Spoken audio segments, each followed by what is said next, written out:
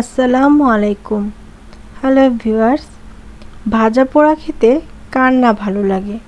রমজান মাসে ইফতারির সময় অথবা বিকালে চায়ের সময় এই রকম একটা ভাজা পোড়া খাবার অত্যন্ত তৃপ্তিদায়ক।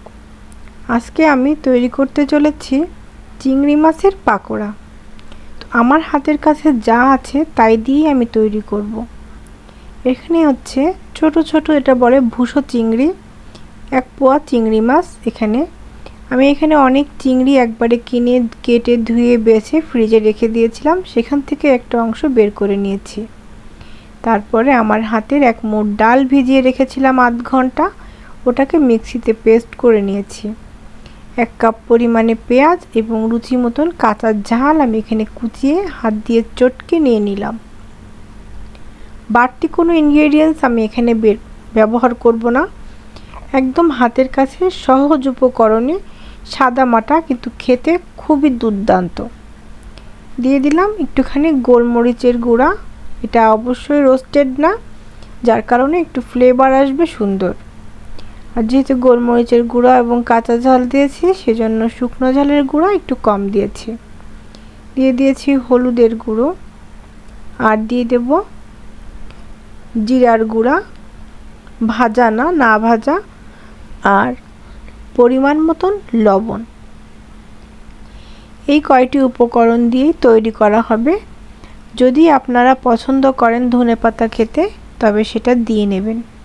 আমার ধনেপাতাটা তেমন ভালো যায় না, ভালো লাগে না আমার কাছে। এখানে আপনারা বিভিন্ন রকম সবজি ইউজ করতে পারেন, আমি অবশ্য সেটা করিনি। এটাকে খুব সুন্দর করে আলতো করে মাখতে হবে, চটকে মাখা যাবে না, তাহলে মাছগুলো গলে যাবে। ভুসো চিংড়ি মানে বুঝতেই পাচ্ছেন কতটা ছোট এবং কতটা চিকন চিকন মাছ। এটা হাত দিয়ে হালকা করে মাখিয়ে নিলেই বাটার মতন হয়ে যায়, বেশি চটকালে এটা নষ্ট হয়ে যাবে। ভালো করে মাখানো হয়ে গেলে আমরা চলে আসবো ভাজতে। এটা হাতের মধ্যে ছোট্ট একটু করে নিয়ে হাতে গোল গোল করে, এক হাতে গোল গোল করে তেলটা হালকা গরম অবস্থায় দিয়ে দেব। দিয়ে এভাবে করে একটু সামান্য ডুবো তেলে ভাজার চেষ্টা করব, অথবা যদি সম্ভব হয় তাহলে পুরোটাই ডুবো তেলে করা যায়। আর এটা আমার সেই ভাজা পোড়া করার বিশ্ববিখ্যাত কড়াই, যে কড়াইটাতে আমি সবসময় বেশিরভাগ ভাজা পোড়া করে থাকি। এটাই আমি ভাজা পোড়া করে একটু আনন্দ পাই। যাই হোক, এভাবে হাতের মধ্যে করে নিয়ে গোল গোল করে ছেড়ে দিতে হবে। একবারে বেশি দেওয়ার দরকার নেই, যেহেতু চিংড়ি মাছ নরম, সেহেতু গাদাগাদি করে না দেওয়াটাই ভালো, তাহলে শেপটা নষ্ট হয়ে যাবে।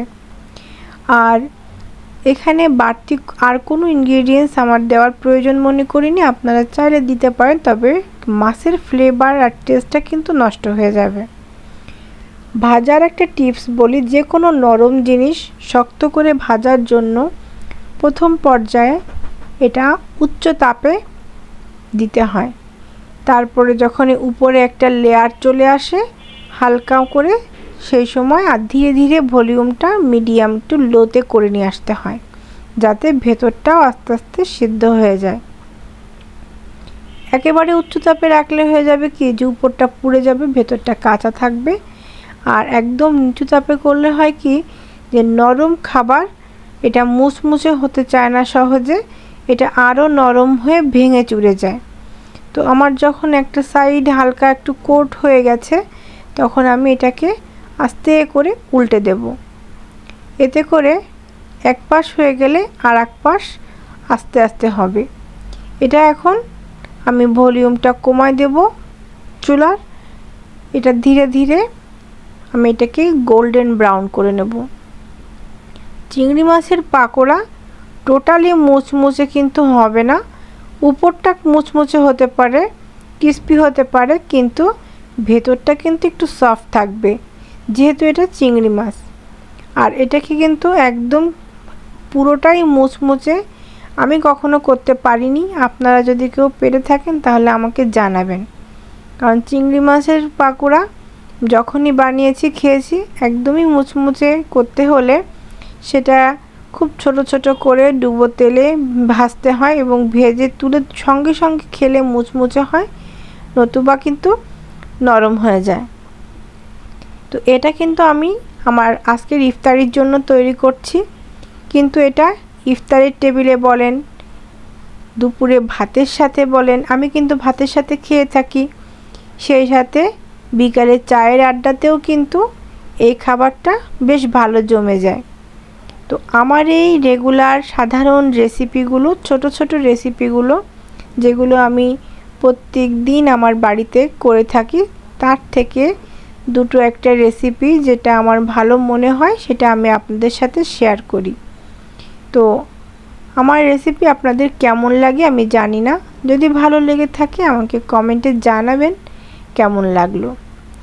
ভাজা হয়ে গেল গোল্ডেন ব্রাউন করে, তারপর তেলটা সুন্দর করে ঝরিয়ে আমি তুলে নেব। এরপরে আমি আবার নতুন করে এই মাছের বলগুলো, ফুলুরি, চপ, বল, পাকোড়া যাই বলেন, এগুলো আস্তে আস্তে দিয়ে দেব। যদিও এগুলো আমার এক ট্রিপে ভাজা সম্ভব হয়নি, আমি আপনাদের এখানে মাত্র দুটো ট্রিপ দেখিয়েছি। আমার মাছ এখানে অল্প হলে কি হবে, কিন্তু ফুলুরি হয়েছে অনেকগুলো, বা পাকোড়া অনেকগুলো হয়েছে। এগুলো খেতে কিন্তু অত্যন্ত সুস্বাদু লাগে। যারা কখনো ট্রাই করেননি, বানায় দেখেননি, তাদেরকে রিকোয়েস্ট করব যে একবার বানিয়ে দেখবেন, যদি আপনার হাতের কাছে উপকরণগুলো থাকে। শুধু মাছটা যদি থেকে থাকে তবে কিন্তু আর কিছুই লাগে না। এখানে ডালের বদলে আপনি বেসন, চালের গুঁড়া, ইভেন ময়দাও ব্যবহার করতে পারেন, কারণ হাতের কাছে থাকা যে কোনো জিনিস দিয়ে শুধু জানতে হয় টেকনিকটা, তারপরে যে কোনো জিনিস দিয়ে কিন্তু তৈরি করে ফেলা সম্ভব। আর এই খাবারটাতে ঝাল, লবণ একদম সুন্দরভাবে পারফেক্টভাবে হয়েছে। আর এই খাবারটা অত্যন্ত সুস্বাদু এবং সুঘ্রাণ, ভাজার সময় মুখে পানি চলে আসবে এরকম একটা অবস্থা। আরও যদি আপনি রোজাদার অবস্থায় তৈরি করেন তবে তো আরোই কথা নেই। তো খুব সুন্দর করে বানাবেন। আমি এখানে ডাল বাটাটা দিলাম, বেসন না দিয়ে ডাল বাটা দিলে বেশি ক্রিপসি হয়। বেসন দেওয়ার থেকে ডাল বাটা এবং চালের গুঁড়াতে বেশি ক্রিপসি হয়ে থাকে। তো এই ছিল আমার আজকের রেসিপি, চিংড়ি মাছের ফুলুরি, চিংড়ি মাছের পাকোড়া, চিংড়ি মাছের চপ, যে নামেই বলে থাকেন। তো আমি এটাকে চিংড়ি মাছের বড়াই বলি, সাধারণত এটা আমাদের আঞ্চলিক ভাষা। তো ভিউয়ার্স, আমার এই রান্নাটা কেমন লাগলো, আমি চেষ্টা করি আপনাদেরকে আমার নিজের করা বেস্টটা আপনাদের সামনে শো করতে। আর আমি সাধারণত কোনো রেসিপি ফলো করে করি না, আমি আমার মন মতো রান্না করি আর সেটাই আপনাদের সাথে শেয়ার করি। তো আজকের মতন এ পর্যন্তই, পরবর্তীতে দেখা হবে অন্য কোনো রেসিপি নিয়ে। ততক্ষণ পর্যন্ত ভালো থাকবেন। আর আমার চ্যানেলের 1000 সাবস্ক্রাইব পূর্ণ হয়ে গেলে আমার একটা ইচ্ছা আছে যে আমি লাইভে রান্না করব। আমি আশা করি আপনারা আমার পাশে থাকবেন। আর আপনাদের যদি কোনো ইচ্ছে থাকে সেটা আমাকে জানাবেন, যদি আমার সম্ভব হয় তো আমি আপনাদের সেই ইচ্ছাটা পূরণ করে সেভাবে রান্না করে দেখানোর চেষ্টা করব। তো এই ছিল আমার আজকের রান্না। আবারও বিদায় নিচ্ছি, ততক্ষণ পর্যন্ত সবাই ভালো থাকবেন, সুস্থ থাকবেন। দেখা হবে পরবর্তী রেসিপি নিয়ে। আল্লাহ হাফেজ।